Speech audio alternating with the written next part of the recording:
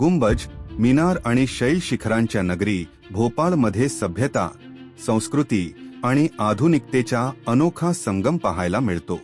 रुंद रस्ते, मोठमोठे फ्लायओव्हर आणि आता मेट्रो ट्रेनचे आगमन.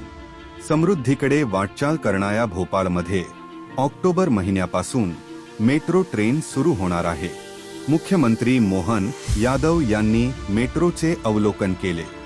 सुभाष नगर ते एम्स असा मेट्रोने प्रवास करून मुख्यमंत्र्यांनी मेट्रोच्या वैशिष्ट्यांची माहिती घेतली आणि सांगितले की नागरिकांच्या सुविधा वाढवण्यासाठी त्यांची सरकार सर्वतोपरी प्रयत्न करत आहे. पाहता पाहता मध्य प्रदेशात विकासाचे चक्र वेगाने फिरू लागले आहे. महानगर रूप घेत असलेले इंदौर आणि भोपाळ हे शहर अधिक सुविधा संपन्न आणि समृद्ध होत चालले आहे. मोहन सरकारच्या इच्छाशक्तीचा आणि दृढ संकल्पाचाच हा परिणाम आहे की आज राज्यातील शहरे असो किंवा गावे विकासाची ओळख बनली आहे.